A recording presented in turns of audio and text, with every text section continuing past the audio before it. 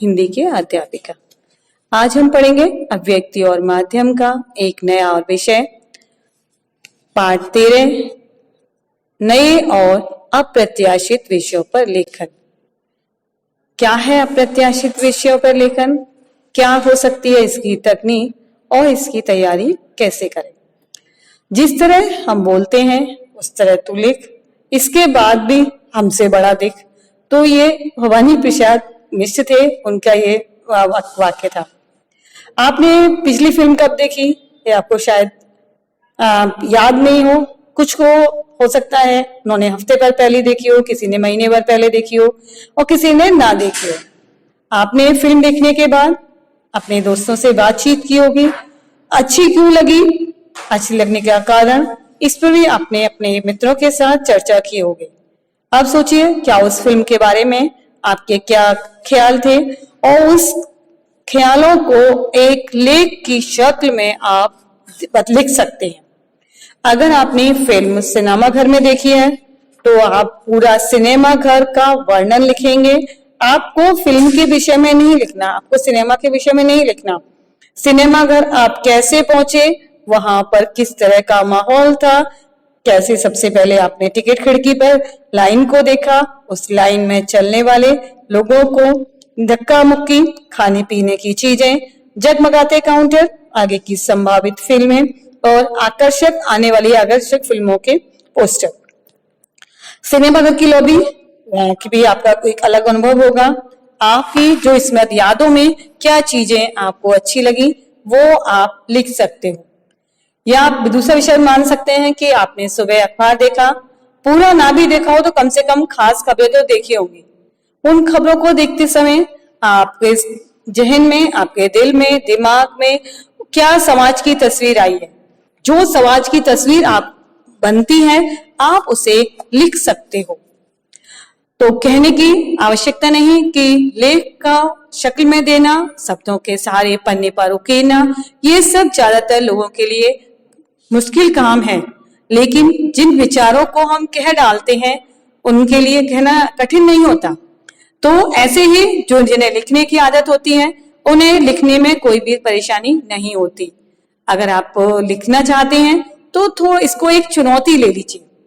और ऐसा क्यों है होने के, तो आप इसके बहुत सारे कारण हो सकते हैं, पर एक ही तो कारण हमारे काम का है और वो ये है कि हम में से ज्यादातर लोग आत्मनिर्भर होकर लिखित रूप से अभिव्यक्ति का अभ्यास नहीं करते। अभ्यास के हर मौके को हम याद करके गंवा बैठते हैं। रटन का मतलब है दूसरों की द्वारा जो तैयार की गई सामग्री है उसे ज्यों का त्यों प्रस्तुत करना। ये गलत आदत है। इस कुटेव मतलब गंदी आदत का शिकार हो जाने पर आपको अभ्यास करने का मौका नहीं मिलता। तो जाहिर है कि आपकी जो व्याकरणिक शुद्धता है उसका सुसंगठित रूप अभिव्यक्त करने से है।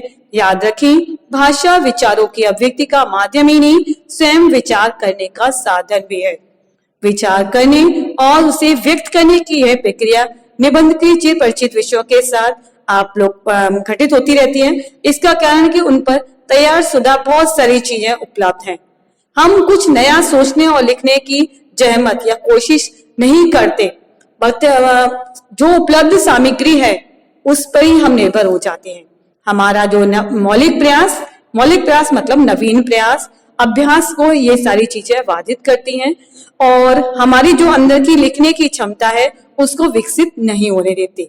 इसलिए ये जरूरी है कि हम निबंध के परंपरागत विषयों को छोड़कर नए तरह जो विषय हैं उन पर लिखने का अभ्यास करें। और यही अभ्यास हम अपने मौलिक अधिकारों में से एक अभिव्यक्ति की स्वतंत्रता का अधिकार है, इसका उपयोग करते हैं। ऐसे लेखन के लिए आपको जिस तरह के विषय दिए गए हैं उनकी संख्या अपरिमित है, बहुत सारी है। आपके सामने एक दीवार है, उस दीवार पर टंगी घड़ी, उस दीवार में बाहर की ओर खुलता झरोखा, कुछ भी विषय हो सकता है। वो जो विषय आपको दिल को छू ले उस विषय पर लिख डालें, जिनमें इन मुकाबले में थोड़ा सा खुलापन, थोड़ा सा फोकस करने की जरूरत आपको होगी। जैसे टीवी धारावाहिक में आपने देखा है ना कि बहुत सारी जो धारावाहिक है वो स्त्री पर निर्भर है, लेकिन हमें आवश्यकता है, जरूरी क्या है कि स्त्रियों की शिक्षा की। तो यहाँ जितने विषय एक झटके में सुझा दिए गए वे बहुत अलग अलग प्रकृति के हैं। इसलिए आपसे इनकी मांग है कि आपकी जो विषय के अनुरूप आप लिखने का अभ्यास करें। कोई विषय आपको तार्किक विचार प्रक्रिया में उतारना चाहता है तो कोई आपसे यह मांग करता है कि जो आपने देखा या सुना है या देख सुन रहे हो उसकी बारीकियों को साथ में उसे लिख डालें। कोई अपनी याद स्मृतियों के सहारे खंगालने के लिए प्रेरित करता है तो कोई अनुभव के सैद्धांतिक नजरिए से जांच परख कर आपको आगे बढ़ लिखने के लिए उकसाता है। इन मांगों के जवाब में आप जो कुछ लिखेंगे वह कभी निबंध बन पड़ेगा तो कभी संस्मरण, कभी रेखा चित्र की शक्ल लेगा तो कभी यात्रा वृत्तांत की। इसलिए हम उसे एक सामान्य सा नाम देंगे, लेख, ताकि आपको ऐसा ना लगे कि हम आप पर कोई भी एक विशेष विधा को थोप रहे तो या किसी भी लेखन के लिए आपको दबाव डाल रहे हैं। अब आप सवाल करेंगे कि ऐसा लेख प्रस्तुत करने की चुनौती सामने है तो क्या करना चाहिए? तो कहने की जरूरत नहीं, लिखने का कोई भी फॉर्मूला आज तक दुनिया में नहीं बना। अगर फॉर्मूला होता तो कंप्यूटर हमारे मुकाबले बेहतर लेखक साबित हो सकता था। लेखन की रचनात्मकता का पूरा संबंध फॉर्मूले के एक वजूद में न होने से यही आपको पता चल जाता है कि कितनी भी तकनीक आ जाए, लेकिन मनुष्य जो अपना विचार करता है, सोचता है, वो सारी चीजें मनुष्य ही लिख सकता है। इसके बावजूद यहाँ कुछ सुझाव दिए जा सकते हैं जो अचानक सामने आए हैं, विषय से मुखामुखम होने में आपकी मदद कर सकते हैं। सबसे पहले तो ये ध्यान में रखना है कि लेखन में जो विषय दिए गए हैं वो एक बंधी रस्सी की तरह नहीं होते जिस पर चलते हुए हम एक कदम इधर उधर रखने का जोखिम उठा सके। वह तो खुले मैदान की तरह होता है जिसमें बैलाग दौड़ने, कूदने और कुलाचे भरने की छूट होती है। दरअसल दिए गए विषयों के सहचर्य से जो भी सार्थक और सुसंगत विचार हमारे मन में आते हैं उन्हें हम यहाँ व्यक्त कर सकते हैं। हाँ, अपेक्षाकृत स्पष्ट फोकस वाले विषय, मसलन टीवी धारावाहिक में स्त्री इस विचार प्रवाह को थोड़ा नियंत्रित रखना पड़ता है। इन पर लिखते विषय में व्यक्त वस्तुति को हम उपेक्षा नहीं कर सकते। इसलिए बहुत खुलापन रखने वाले विषयों पर अगर हम अधिक कोणों से विचार करते हैं तो उनसे हम केंद्रीय जो विषय प्रकृति का विषय उसका विचार कोण स्वाभाविक रूप से थोड़ा कम हो जाता है।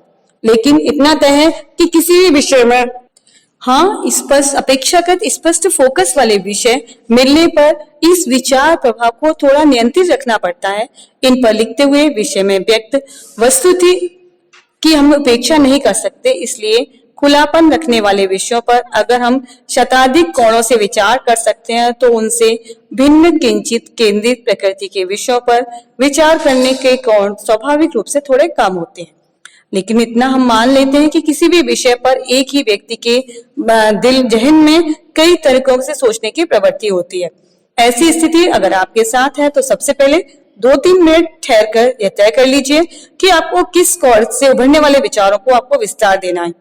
यह तय कर लेने के बाद आप एक आकर्षक सी शुरुआत पर विचार करें। हाँ, ये ख्याल रखें कि शुरुआत आकर्षक होने के साथ साथ विवाह के योग्य भी हो।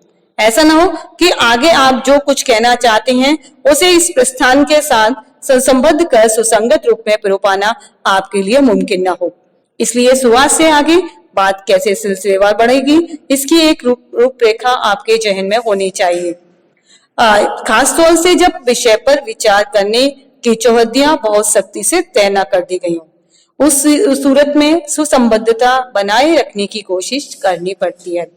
जब चौहद्दियां सख्तियों से तय कर दी गई हैं तब बाहरी आरोपित अनुशासन ही विचार प्रभाव में आपको संबद्धता कायम कर देता है। विवरण विवेचन के सुसंबद्ध होने के साथ साथ उसका सुसंगत होना भी अच्छे लेखन की एक खासियत होती है।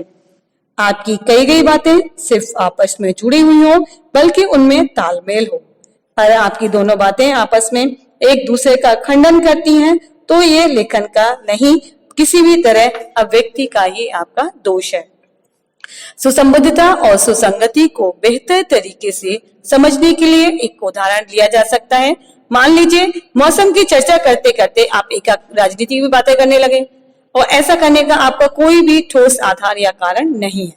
समानता के आधार पर इन पर व्यंग करना, इन दोनों का कोई पारस्परिक प्रभाव रेखांकित करना प्रकट न हो तो आपकी बातों में संबद्धता का अभाव दिखेगा। इसी तरह मौसम की चर्चा करते हुए आप किसी खास दिन, समय और स्थान के मौसम के बारे में या खुशगवार पल बताएंगे तो दूसरी बार उबाऊ तो आपकी बातें असंगत जान पड़ेंगी। आप अपनी जो बात है उन कई बात को अगर झुटला रहे हैं तो कौन आपकी बात को पढ़ना चाहेगा। इसलिए लेख चाहे संस्मरणात्मक हो, रेखा चित्रात्मक हो या वैचारिक, उसकी सुसंबद्धता और सुसंगति के प्रति हर लेखक को सचेत होना चाहिए। वैसे हमारी सोचने की प्रक्रिया स्वाभाविक रूप से इन गुणों को धारण करती है, फिर भी सचेत न रहने पर संभव है कि गुण कहीं न कहीं नादारत हो जाए। यह भी उल्लेखनीय है कि सामान्यतः निबंधों या आलेखों, प्रश्नोत्तरों में जहां मैं शैली का प्रयोग वर्जित है, वहीं इस तरह के लेखन में मैं का प्रयोग वे रोक टोक कर सकते हैं। यहाँ विषय की प्रकृति में ही निहित होता है कि लेख में व्यक्त विचारों की आत्मनिष्ठता और लेखक के व्यक्तित्व की छाप होगी। इसलिए अनंत वस्तुनिष्ठता में आग्रह मैं की शैली भले ही ठीक न माना जाता हो, यहाँ पर उसका कोई प्रतिबंध नहीं है। तो यहाँ आपके दीवाल घड़ी के 3 नमूने दिए गए हैं। ये एक पूरी तरह से खुला हुआ विषय है। यहाँ किसी की कोई भी सेम चौहद्दी नहीं में बांध रहा, आपको छूट दे रहा है कि आप अपने जहन में जो भी ख्याल आ रहे हैं उसको संगत तरीके से शब्दबद्ध करें और दीवाल घड़ी की उपयोगिता, दीवाल घड़ी का इतिहास जैसा कोई विषय प्रस्तावित करते हैं तो और बात है, वहां ढीला डाला ही सही एक बंधन होता है और आप उसकी मर्यादा का ध्यान रखते हुए लेखन करते हैं। पर यहाँ आपको खुले मैदान में छोड़ दिया गया है, आप जिस दिशा में जाकर जुगाली करना चाहते हैं करें। इन तीनों नमूनों को देखकर इस बात का आपको अंतर मालूम साफ हो जाएगा कि किस तरह से आपके लेख लिखे जाते हैं। तो आप सबसे पहले लेते हैं दीवाल घड़ी 1। उसे देखते ही किसी फिल्म का खूबसूरत सा दृश्य याद आता है। घड़ियों की एक दुकान में नायक नायिका की मुलाकात होती है। हर तरफ भांति भांति की घड़ियां टंगी हैं। 12 बजने ही वाले हैं। जो ही नायक कुछ कहना चाहता है और वह कुछ बड़ा ही मानीखेज है। घड़ियों की सुइयां 12 पर पहुंच जाती हैं और एक एक कर सारी घड़ियां 12 की घंटी 12 बजाने लगती हैं। अगले कुछ सेकंड तक ऐसा संगीतमय शोर गूंजता रहता है कि नायक हकलाकर चुप रह जाता है। घड़ियों ने मानो उसका मंचन ही छीन लिया हो। फिर नायक नायिका दोनों इस मधुर विडंबना पर मुस्कुराते हुए एक दूसरे को देखते रह जाते हैं। यह खूबसूरत दृश्य मेरी याददाश्त में उसी तरह टंगा है जिस तरह दीवार पर घड़ी टंगी होती है, कहीं आती जाती नहीं, हमेशा स्थिर फिर भी गतिशील। इस तरह आप दीवाल घड़ी का दूसरा लेख लिख सकते हैं, या दीवाल घड़ी से संबंधित लेख या दीवाल पर बने किसी भी दृश्य से संबंधित लेख।